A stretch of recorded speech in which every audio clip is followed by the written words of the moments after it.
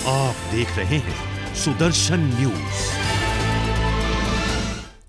नमस्कार, सुदर्शन यूपी में आप सभी का बहुत बहुत स्वागत है। आपके साथ मैं हूं लावनी विनीत। बुलेटिन की शुरुआत करते हैं। उत्तर प्रदेश के विधानसभा चुनाव के दौरान बीजेपी सरकार के नीति और कार्यों पर विपक्ष के कटाक्ष का भी दौर चालू है। इसी कड़ी में सुदर्शन न्यूज के विशाल जमीनी सर्वेक्षण में उन्नाव की मोहान विधानसभा में बीजेपी, बसपा, सपा और कांग्रेस के नेताओं के रुझान को जानने की कोशिश की गई।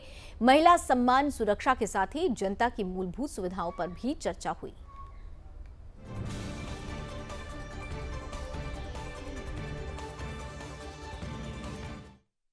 उत्तर प्रदेश का विधानसभा चुनाव जहां बिल्कुल नज़दीक आ रहा है, कड़ाके की ठंड में जब लोगों की सांसें तक थम जाएं, ऐसी ठंड में भी चुनाव की सुगबुगाहट लगातार दिखाई पड़ रही है। हम इस समय उत्तर प्रदेश विधानसभा चुनाव के चुनावी सर्वे में हैं, तो कहीं ना कहीं उत्तर प्रदेश का विधानसभा चुनाव एक तरीके से लगभग सभी पार्टियों के लिए सेमीफाइनल की तरह होता है, बल्कि कुछ पार्टियों के लिए तो फाइनल की तरह होता है। लोकसभा के चुनाव की जो महत्वाकांक्षाएँ हैं वो यहीं से जन्म लेते हैं। तो हम आए हैं अपने चुनावी सर्वे में जनपद उन्नाव के विधानसभा मोहान में, एक ऐसे विधानसभा जहां भारतीय जनता पार्टी को कभी भी वोटों के लिए ना तो भटकना पड़ा है और ना ही कोई विशेष यहां पर मेहनत करनी पड़ती है, क्योंकि भारतीय जनता पार्टी का गढ़ माना जाता है जनपद उन्नाव की मोहान विधानसभा। आइए हम यहां पर जानते हैं यहाँ की जनता का क्या रुझान है, क्या रुख है। होरीलाल सिंह। होरीलाल जी, ये बताइए कि मौजूदा चुनाव आ गया है, माहौल भी चुनाव का दिख रहा है, तो किस पार्टी को वोट देना चाहेंगे? हम तो भाजपा को सदा देते आए हैं, भाजपा को सदा देते रहेंगे। क्या वजह है, मतलब भारतीय जनता पार्टी को वोट देने के पीछे क्या कारण हमको ये अच्छा लगता है कि अच्छा काम हमका भाजपा पार्टी का अच्छा लगता है। मतलब क्या काम, ऐसा कौन सा कार्य लगा? अच्छा, क्या पहचान कौन है मुख्यमंत्री के तौर पे, कौन आपको सबसे अच्छा लगता है? योगी आदित्यनाथ। क्या कारण है योगी आदित्यनाथ ही क्यों? वो अच्छा काम कर रहे हैं इसलिए ठीक है। तेल तो फ्री, चना तो फ्री, चावल तो फ्री, और का चाहिए हम लोगों को, बस इतना ही मिल रहा है। शिक्षा के प्रति सरकार का क्या रवैया? सरकार को बाकी हम कुछ हम खाली योगी ही जानते, बाकी किसी को मतलब नहीं। आप क्या कहेंगे, मुख्यमंत्री के रूप में अखिलेश यादव चाहिए या मायावती जी चाहिए या आपको योगी आदित्यनाथ जी चाहिए? योगी आदित्यनाथ जी। किस कारण वजह से, क्या कारण है? भाई इन्होंने राशन दिया, पैसा दिया और जो है प्रधानमंत्री आवास भी दिया सबको। लोग और भी हैं, उनसे हम बात करेंगे कि इस बार मुख्यमंत्री के रूप में किसको वो देखना चाहेंगे? योगी आदित्यनाथ। और किस वजह से योगी आदित्यनाथ को आप चाहेंगे? भाई योगी आदित्यनाथ की सरकार में लड़कियों को सुरक्षा मिली है और लड़कियां कहीं भी आ जा सकती हैं। ये मोहान विधानसभा के जनता का मूड था। अब आगे और अभी हम लोग चलेंगे। सुदर्शन न्यूज के लिए उन्नाव से दीपांकर सिंह।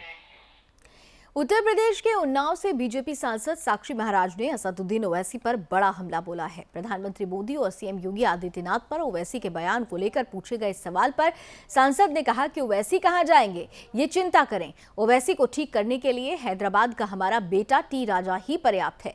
सांसद साक्षी महाराज ने चुनौती देते हुए कहा कि असदुद्दीन ओवैसी में हिम्मत हो तो उसी से पहले बात कर लें, योगी मोदी तक बाद में आए। दरअसल ओवैसी ने योगी और मोदी पर टिप्पणी करते हुए कहा था कि चुनाव के बाद योगी मठ में और मोदी पहाड़ों पर चले जाएंगे।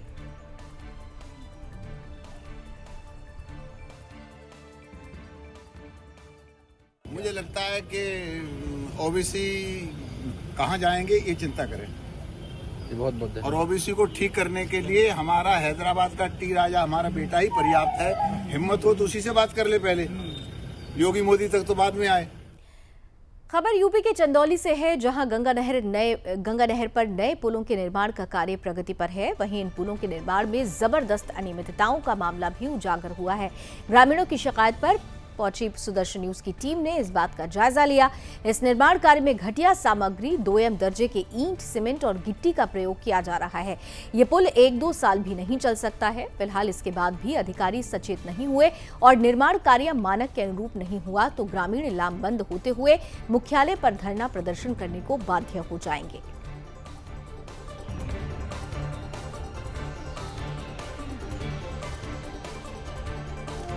यहाँ पे सर ठीक तरह से पुल का निर्माण नहीं हो पा रहा है। जो सीमेंट बालू का जो है मिश्रण, वो बालू की मात्रा ज़्यादा कर दी जा रही है और सीमेंट कम मिलाया जा रहा है, जिससे भविष्य में ज़्यादा दिन तक पुल टिक नहीं सकता।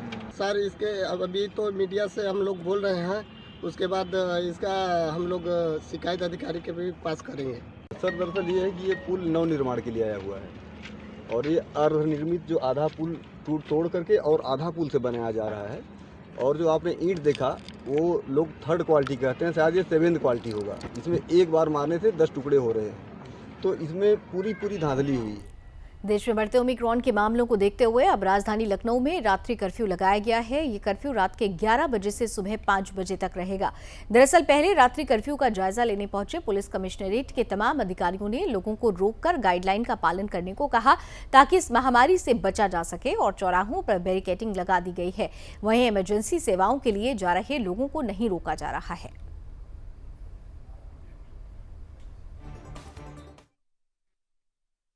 शासन के निर्देश पर आज रात्रि 11 बजे से नाइट कर्फ्यू का ऐलान किया गया है। इसके तैयारी हो तो आज दिन में हम सभी। खबर यूपी के गोंडा से है, जहां डीएम आवास के सामने बने स्पीड ब्रेकर के कारण एक युवक की मौत हो गई, जबकि आधा दर्जन से अधिक लोग घायल हुए हैं। इसी ब्रेकर पर गिरकर एक युवक गंभीर रूप से घायल हो गया और इलाज के लिए जिला अस्पताल लाया गया। इसी घटना से युवाओं में आक्रोश फैल गया और सभी लोग सड़क पर बैठकर प्रदर्शन शुरू करने लगे। मामला बढ़ता देख भारी पुलिस बल पहुंचा और लोगों को हटाने का प्रयास किया गया, लेकिन सभी लोग ब्रेकर हटने के बाद ही हटने की जिद करने लगे। फिलहाल डीएम ने पीडब्ल्यूडी विभाग को तत्काल ब्रेकर हटाने के लिए निर्देश जारी कर दिया है। जब ये घटना घटित हुई आज, तो मुझे जब पता चला मैं तुरंत यहाँ पे आया। पत्रकार बंधुओं की संवेदनशीलता देखते हुए मैं प्रशंसा करना चाहूँगा अपने लोकतंत्र के चौथे स्तंभ की, पत्रकार बंधुओं की, जिन लोगों ने इसको मुद्दे को उठाया और हमारी योगी मोदी जी की सरकार ने तत्काल, आप पत्रकार बंधुओं को सम्मान करते हुए तत्काल इसको हटवाया, इस ब्रेकर को हटवाया। खबर यूपी के कानपुर से है, जहां पुलिस ने हत्याकांड का पर्दाफाश किया है और शार्प शूटर पुलिस के हत्थे चढ़ गए। वहीं पुलिस ने हत्याकांड में शामिल हथियार और सुपारी लेने वाले 2 शूटरों को भी दबोच लिया।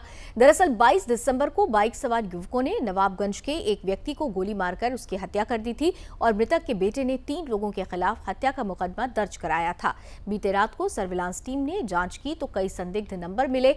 इस मामले में डीसीपी ने बताया कि आरोपियों ने 4 लाख की सुपारी देकर भाड़े के हत्यारों से हत्या करवाई थी। फिलहाल पुलिस घटना की जांच में जुट गई है।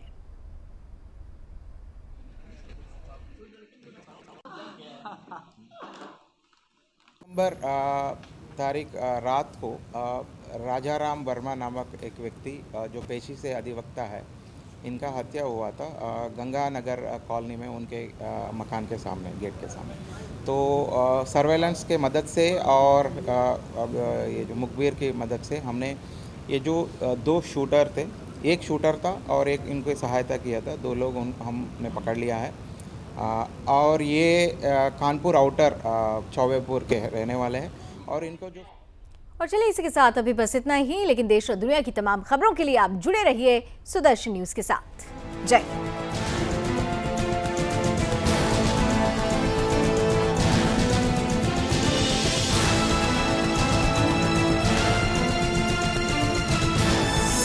आप देख रहे हैं सुदर्शन न्यूज।